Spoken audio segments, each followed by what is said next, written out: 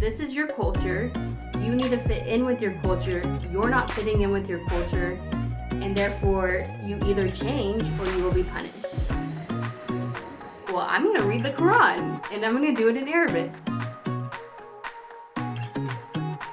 Muslims seem to have the least amount of religious freedom. Malaysia was put on their watch list.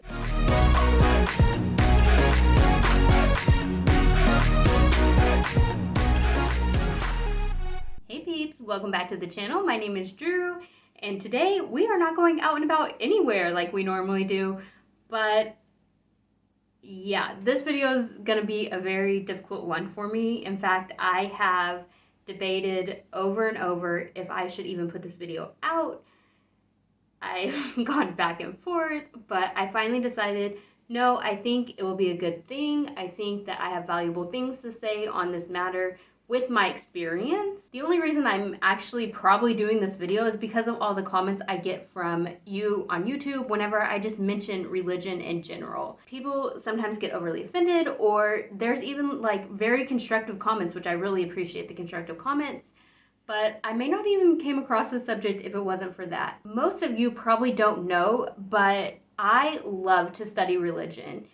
And that has been a special interest of mine for most of my life. So this isn't something that I've just came across the past 6 months in Malaysia or even in the past year. Like, I have been doing this for a really long time, and I will put that in the video in my experience, how my life's developed with Islam and how much I've studied it, yada, yada, yada. In my channel thus far, I just keep things so light and fun, and I don't really do anything that will offend people, but I'm not really a light and fun personality type person. I'm trying to be more in life, and so that's why I have the channel, but my true personality is a little bit more serious, and I get very passionate about things. I think it'll be a good opportunity for you to learn more about me, my personality, and my actual thoughts, because who wants just this random person up here doing, well, some people do want that, but that's just not me. So one of the biggest reasons that I hesitate to share my viewpoint right now is because the way the YouTube algorithm works is that whatever country I am in, that is where most of my viewership comes from. People love to watch things about their own country. I did not realize this at all. Like, I was hoping that most of my viewership would come from the US or Western countries, because I just figured those are the people that speak English and they would be more of my people, but that does not seem to be the case, which is totally fine and great, because most of my viewership comes from Malaysia at this point, because that's where most of my film footage is. I'm getting to learn so much more about Malaysia, the people, the diversity in Malaysia. I'm getting to learn and grow through this experience because YouTube has not exactly been what I think. So with that in mind, I want to keep this video open for everybody. I don't want to offend you because each of you have your own unique experiences in life. They deserve to be heard just as much as mine deserve to be heard. My wish is for each of you to be heard and understood through your unique experiences. And I want the same from you back, because in this video, am just trying to explain to you my experience and what I have understood thus far in Malaysia. I want to acknowledge that I can be wrong in this matter. There are a lot of complicated things that come with religion, societies, culture, and that means I can be wrong. I do ask that if you want to provide commentary on the subject, that you do it in a respectful manner that can actually tell me what you think I did wrong or right, and so that I can grow and learn. I will do the same back to you, and I will comment back as I am able. The next part, I'm going to read off my computer screen because I want to get my thoughts completely down to you so that you know my intention for this video in full. My personal belief is that we should be constantly challenging the status quo around us, because that is whenever we find out what life is truly about and what we believe. If anyone ever shames you into trying to find the truth and asking questions, then they might just be trying to hide something from you. You see this within a lot of different religions, telling their followers to not listen to outside sources and only listen to what the religion teaches you. Thus, things will be banned, information withheld or hidden, and doubt being suppressed. My goal for this video is for people to question their beliefs and find a firm understanding of their own foundation. I am not going to demonize Malaysia or Islam because I am just an observer of this situation, and now I've done quite a bit of research on this subject matter, and I feel like I have some knowledge and information along with that experience to give. At the end of the day, we are all just people trying to live life to the best of our ability. Living life is to learn and grow, and in order to grow, we must use critical thinking to assess our beliefs. With that in mind, I'm going to give you the outline of this video right now so that you will know where I'm going with this. And in the description below, I will also put the chapter markers so that you can skip to any part that you choose. So this video got a little bit longer than anticipated, so I'm actually going to split it up into two different videos, part 1 and part 2. In part 1, we will discuss my background with Islam, what experience I have thus far in my life. Then we will go into the mosque footage in Melaka, Malaysia, which actually inspired this video. Next, we will cover Malaysia's government structures, other entities' comments on Malaysia, and then we will end with a slight discussion on my thoughts of freedom of religion in Malaysia and what I've seen thus far. In the next video, we will discuss my first experience with Islam in Malaysia and what I just saw around me and who I talked to. Then we will talk about some news articles on freedom of religion that verify what I saw in the governmental structure and what other entities said about Malaysia in part 1. And then the spicy part in part 2, my actual thoughts on Islam in Malaysia and how I view it after being there for 7 months of my life. Let's get this video started, and I will put as many sources as I can down below in the description and also in the video when I read these things to you. So my background of Islam basically starts at 9/11. Probably like a lot of younger people in the United States, I don't even remember hearing about Islam before that. Maybe I did, but that was the definite starting point of like trying to figure out what was happening. I was 11 years old when 9/11 happened, and they came into my classroom, 6th grade. I remember the exact day. I can remember them pulling the TV into the room and showing us what was happening with the Twin Towers. Of course, I had never even heard of the Twin Towers. I've heard of New York City, but that's about it. Like, there was no background to this information.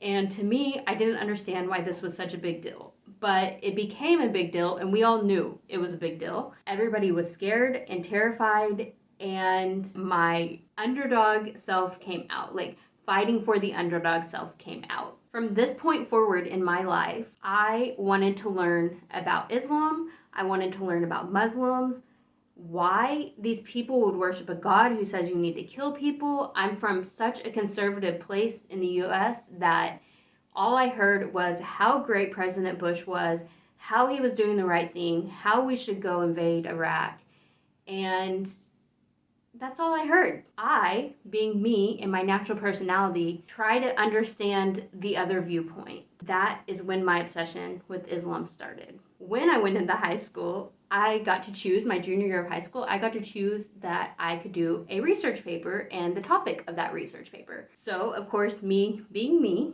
and my interest of religion, I chose to do a paper on Judaism, Christianity, and Islam. And when I got my first draft back of this paper, I don't get bad comments on my papers very often, but my teacher specifically said that what I said in my research paper was not true and that I could not say it, and it was because it went against Christianity. Yes, in 2006, in a public high school in Texas, I got in trouble for disagreeing with Christianity and putting it in my research paper. That was like my first big experience and event where it was like, this is your culture. You need to fit in with your culture. You're not fitting in with your culture, and therefore you either change or you will be punished. If I didn't change what I said in that research paper, I would have been punished and I wouldn't have got a good grade. Now that I'm thinking about it, maybe that's why I'm so passionate about what I'm about to talk about, because I don't think anybody should be punished for questioning their culture. period. Like, it shouldn't be a thing. Everybody should be able to question to try to learn and better the environment that they're in and help the people around them. And unless we question, things will just continue the way they are. And yes, there's some good things, but there are also bad things. So maybe this was my starting point of learning other cultures and trying to figure out what was good and bad in my own culture. In college, because I was still interested, I actually wanted to make my entire degree about Middle Eastern studies. I didn't end up actually doing that because I had other personal circumstances that got in the way, but I started to learn Arabic because I wanted to read the Quran in its full so that I understood every single word, because they say if you don't read the Quran in Arabic, then you're not reading it in its original intent. I was like, well, I'm going to read the Quran and I'm going to do it in Arabic. So I started learning Arabic, started learning about Middle Eastern government structures and things of that nature. Like, this was my passion, period. Things changed in my life like crazy enough. I don't even know how this happened, but I started traveling the world. I ended up going to the Middle East for 3 or 4 months and visiting some of the countries in the Middle East. This was my first time getting to be in the environment where women wore hijabs, they wore the niqabs. If I'm saying any of this incorrectly, I didn't exactly look this up before the video, so I'm sorry. I'm just doing the best I can. The niqabs, I don't know how to say it. That's where you wear the full black with only their eyes showing. And I've been told how dangerous the Middle East was my entire life, but going over to the Middle East, that was not the case. Yes, there are dangerous places in the Middle East, but there are a lot of safe places in the Middle East. This was my first discovery where I was like, people are just people. Yes, there are bad people in this world. Yes, there are people that do things to hurt you, but most people are so nice, beautiful, and care about the other people around them. And that is what I see in the Middle East. That's what I see from most Muslim communities around me. Any place that I've traveled where there has been Muslim communities, there has been a sense of safety and peace within those communities. That's just what I've experienced. And when I go home, people still don't believe me. I'm just like, well, okay, I don't know what to tell you because that's just life and how it is. But I really don't feel like it is unsafe over there unless you're just in an unsafe place. In 2015 is when I first came to Malaysia. I was in Kuala Lumpur for most of that time, and I stayed there for a month because I really loved Malaysia the first time. So I came back and we spent 6 months here all together. We spent some time in Kuala Lumpur because I'd never really got to see Kuala Lumpur before, and then we spent a month in Melaka. I would say that each of those places have a different environment when it comes to Islam, just because of the size of the cities and things like that. That is kind of my overall experience with Islam, Muslims, Middle Eastern communities, my experience with Arabic, yada, yada, yada. Of course, I've done a lot more research and things like that. Oh, I also did a master's degree where a lot of my focus was on Middle East and Islam as well. It's my thing, it's my passion. Most people don't know that, and I don't just put that out here on camera because that's not what I necessarily want the channel to be about, but it is something that's very, very important to me. My favorite part about traveling different parts of the world is that you get to experience different cultures and people living their lives the best that they know how. You start seeing a broader perspective of the world, and my view of the world has really opened up a lot because I've traveled the world and see that people are genuinely amazing and great people, like I said before. My perspective most of the time is that I look around and I try to be as nice to everybody as possible. I am genuinely like a friendly person who cares about those around me. I don't want to see any bad things happening.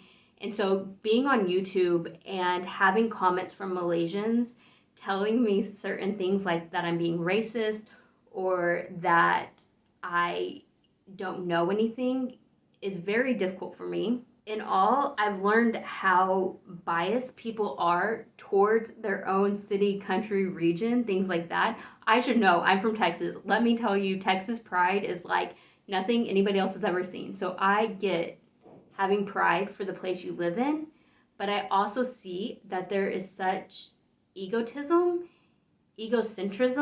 is the better word for that. We learn and grow in the society that we are given, and most of the time, up until the point of the internet, that is all we knew. That's all we understood.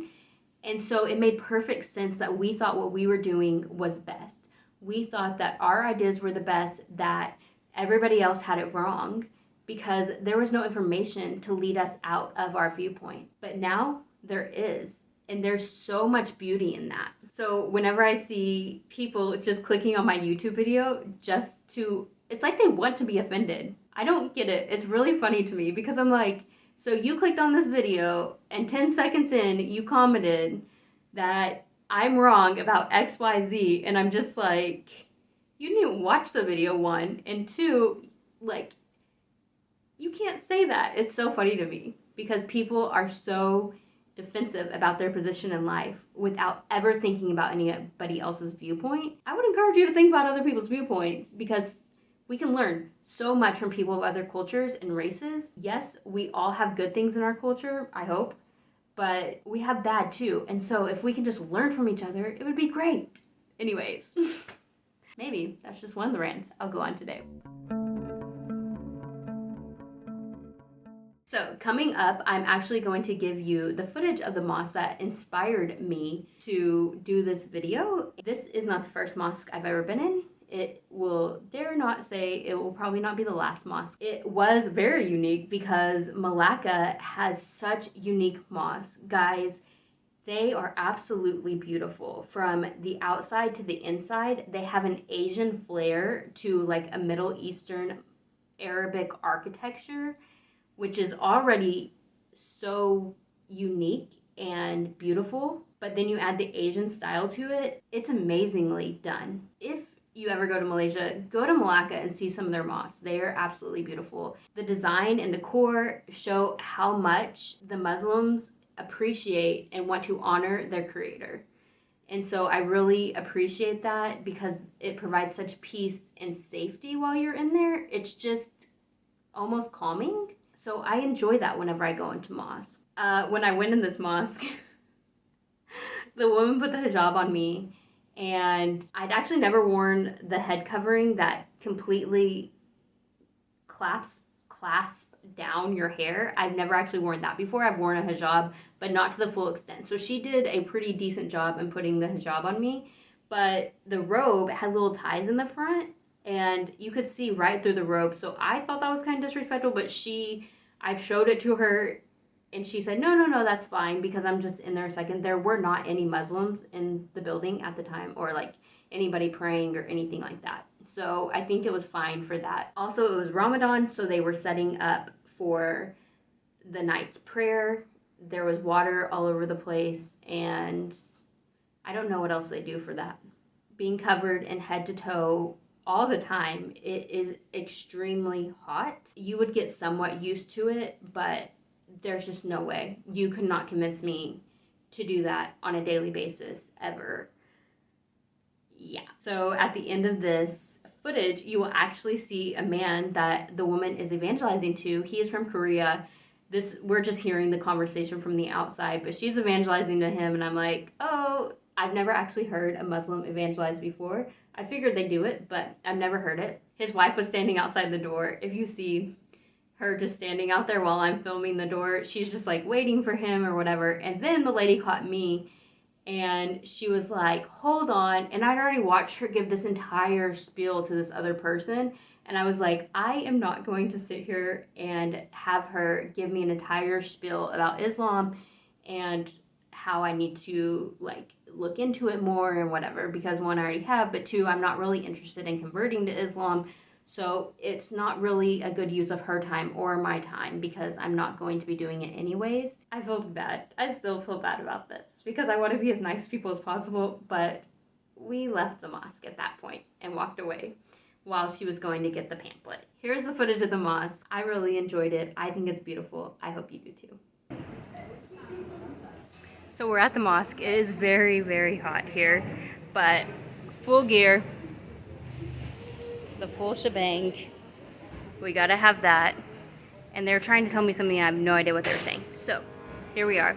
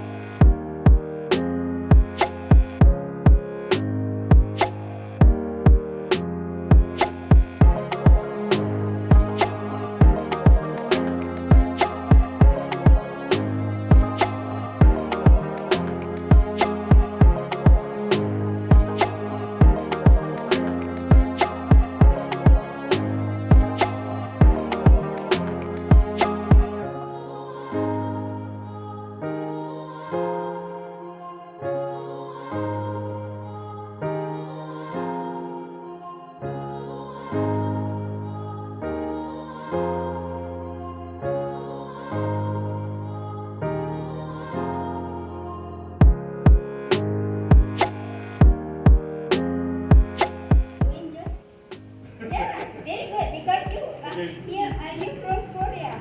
Maybe you have tea?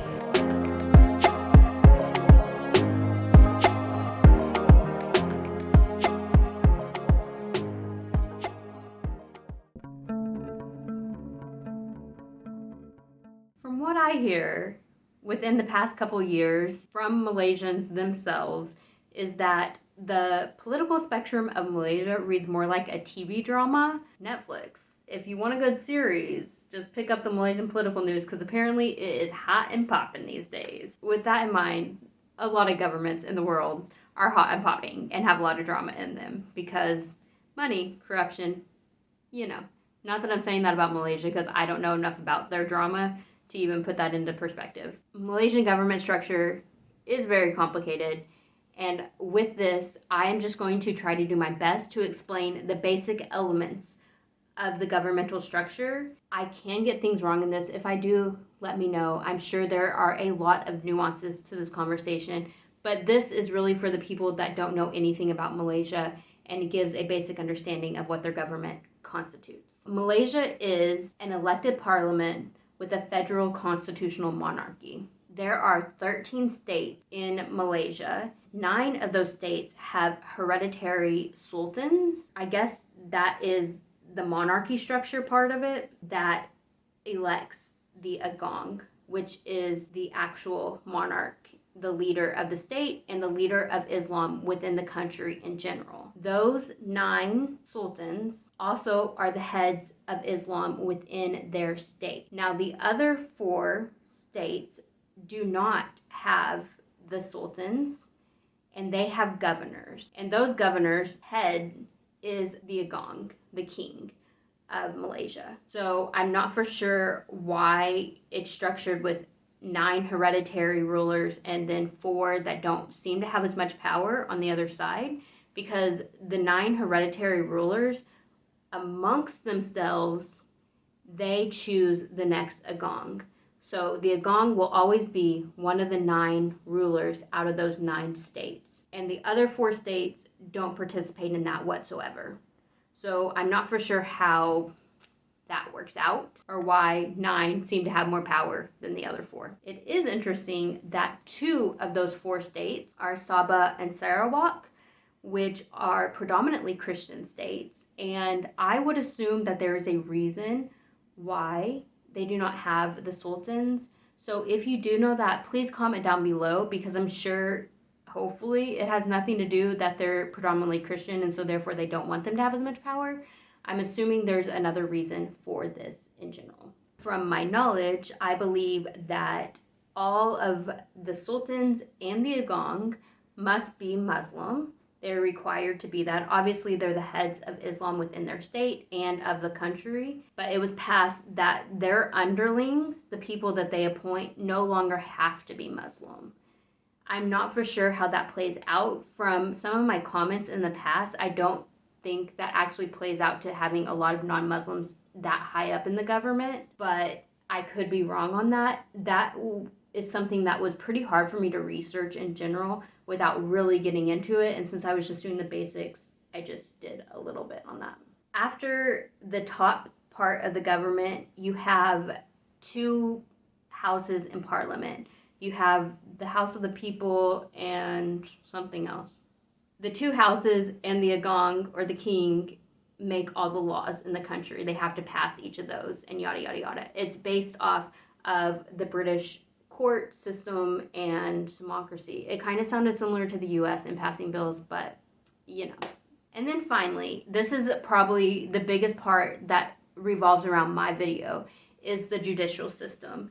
There are two different courts within Malaysia. There's the federal court system, which is the civil courts, and then you have the Sharia court systems, which only applies to Muslims. The federal court is the final court of appeal, and each state has its own constitution, and within that constitution, they determine how much of the Sharia law that state will follow.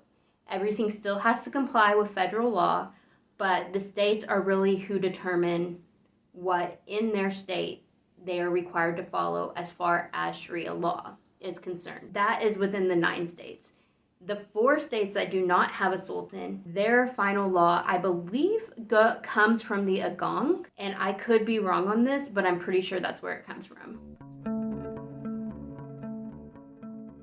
In this next portion of the video, I am going to read a portion of a U.S. State Report from 2017. Even though it's a little bit older, the constitutional parts of it still really apply to this day, about how the constitutions affect how the Sharia law works within Malaysia and how it goes down to its citizens and the Malays in general. I think it's still very relevant to the conversation.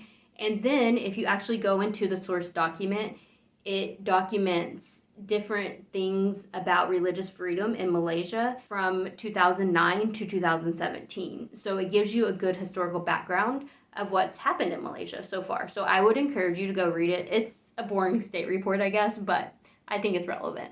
The Constitution protects freedom of religion. However, portions of the Constitution, as well as other laws and policies, placed some restrictions on religious freedom. The Constitution gives the federal and state governments the power to control or restrict the propagation of any religious doctrine or belief among persons professing the religion of Islam.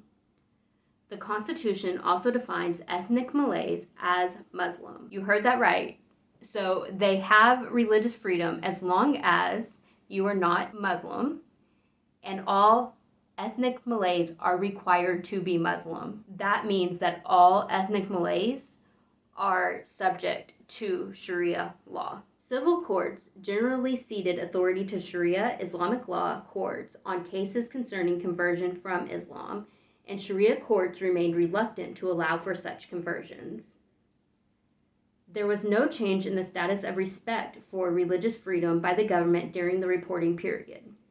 Muslims generally may not legally convert to another religion, although members of other religions may convert to Islam. Officials at the federal and state government levels oversee Islamic religion activities and sometimes influence the content of sermons, use mosques to convey political messages, and prevent certain imams from speaking at mosque.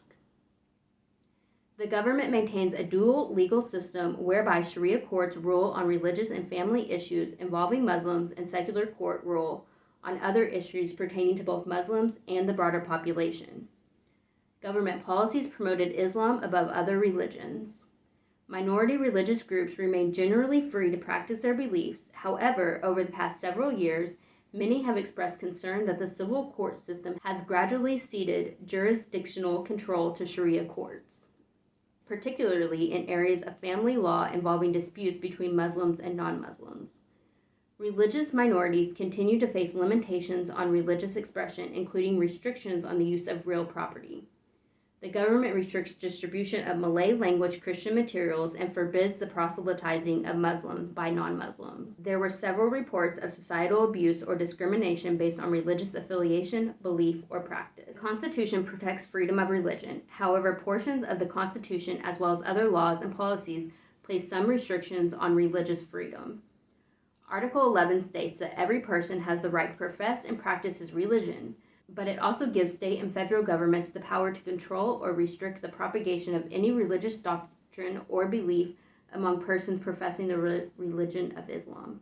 In my opinion, the most important aspects of this report come down to Malays are required to be a Muslim. And even though they have the right to appeal to the civil court system, most of the time the civil court system defers directly back to the Sharia court system for whatever they ruled. And in a minute, we'll go over an article where a woman did this and see the results of that. Another important aspect of this document that I've seen a lot in the news is that non-Muslims are sometimes discriminated against and not given as much due to them not being Muslim. The government should provide spaces in each community for religious sites, and they do that really well for mosques. So in each community, most of the time, a mosque will be built. The developer is required to do this, and the government should give funds to do this. However, in the law, it also says that it should be doing this for other religious communities as well. But other religious communities report that this is not done in the same manner as it would be for the Muslims. There are also reports that non-Muslims will be detained or get in trouble for trying to convert Muslims to their religion. So there are people that have disappeared in the past, and there's not a lot of follow-up on these disappearances. The only other thing that I wanted to read off in this U.S. State report is the part where the civil courts kind of give way to the Sharia courts, which has caused confusion over the law and how much the federal law overruns the state law because of this. And this comes back all the way from June 1998. Parliament amended the Constitution, adding sections 121, 1A, which provides the courts referred to in Clause 1 shall have no jurisdiction in respect to any matter within the jurisdiction of the Sharia courts. This amendment introduced ambiguity about Sharia versus civil law that has not been clearly resolved. Civil courts generally decided in favor of the government in matters concerning Islam. Article 3 of the Constitution states that Islam is the religion of the Federation, and Parliament may by law make provisions for regulating Islamic religious affairs. Article 160 of the Constitution defined ethnic Malays as Muslim. Civil courts generally ceded authority to Sharia courts in cases concerning conversion from Islam, and the latter remained reluctant to allow such conversions. The Constitution identifies the traditional rulers, also known as sultans, as the heads of Islam within their respective states. The government maintains an official list of 56 sects of Islam it considers deviant and a threat to national security. The government may detain Muslims who deviate from accepted Sunni principles and subject them to mandatory rehabilitation in centers that teach and enforce government-approved Islamic practices. The government has identified 56 deviant sects that they do not recognize of Islam in general. That's not even other religions. That's within their own religion. If you've ever studied Islam in general, you know that these sects have some of them are very harsh, and they harshly disagree with each other. Islam presents itself as a whole on the outside, but within that, just like Christianity, it has different sects. Normally, a Muslim country will have a specific sect that it recognizes and approves its citizens to follow. And if you don't follow that, sometimes that can get you in trouble. So that's what Parliament has done here. And people do go to rehabilitation centers or get fined for not following the proper sect of Islam in the eyes of the government of Malaysia. That's where you see some of the blurred lines from where they say they're secular to having in the federal constitution things like you have to follow the proper sect of Islam or you're going to get in trouble. Like, in my mind, it doesn't necessarily make sense that those two things could be equivalent. And this directly lines up with, this is a fun acronym, and it's really hard for me to remember. So it is the United States Commission of International Religious Freedom. They had a 2023 report on Malaysia. I was actually really shocked when I was looking up information. Malaysia was put on their watch list for countries that may not be or probably aren't following through with religious freedom. This is their opinion on what's happening in Malaysia. The 2017 report lines up very readily with this report from 2023. The most concerning thing I found in this report was at least 5 states criminalize apostasy with fines, imprisonment, or detention in a rehabilitation center. In August 2023, after a lengthy court process, the federal high court rejected a woman's bid to switch her official religious identity from Muslim to Christian following her divorce from a Muslim man. After reading all of these reports and seeing everything on the news, my biggest takeaway from all of this is that other religions seem to have freedom of religion in Malaysia to an extent, as long as you don't talk bad about Islam. But Muslims seem to have the least amount of religious freedom. So the US reports kind of consolidate that information and verify that Muslims tend to have the least amount of religious freedom within Malaysia, even though in the law it states they can, I don't know if in the law it states they can even deconvert. I think that's against Sharia law, but you have to go through the Sharia court system to do that anyways. And if the court system's just denying because you don't have the proper argument to be able to deconvert, and they're basically denying everybody, I'm not for sure, is that actually religious freedom anymore? In Malaysia in general, I have never personally felt uncomfortable wearing anything that I wanted. It is actually quite the diverse situation in Malaysia, where I remember the first week or so of being in Kuala Lumpur, and our neighbors were Chinese, and they would wear spaghetti straps and short shorts, and then you would have these Muslim girls walking by with the full thing, and you're just like, what the heck is going on? So I don't think that Malaysia restricts non-Muslims that much, unless you're going to a mosque.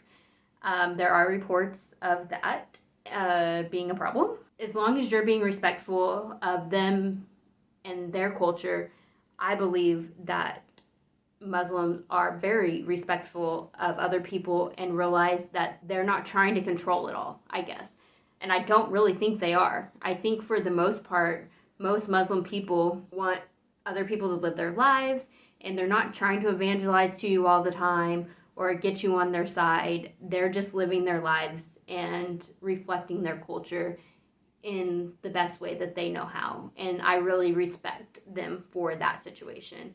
So Malaysia really does allow a lot of diversity within their country, and they do it well, and most of the time it's peaceful and safe. In general, makes Malaysia one of the best examples of diversity in a Muslim country. Even though they say they're not Muslim, I understand that a lot of their population is Muslim, and laws, as we just mentioned, are sometimes acted in favor of Islam. For them having those laws in the government, they do a very good job, in my opinion, of including other people and allowing other religions and other cultures to come into their area and be a part of their people, and I really respect them for that. Okay, well, this video got a little bit longer than I anticipated. It was about an hour and a half long when I got done filming it all and editing, so I decided that I'm going to split it in half, and this was a good stopping point for this particular video.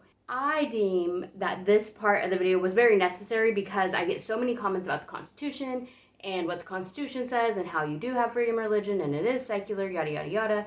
So this portion was very important. However, in the next portion, I deem that's a little bit of the spicier portion of the situation. I go over the news articles that confirm what these reports are saying and confirm how the government actually works.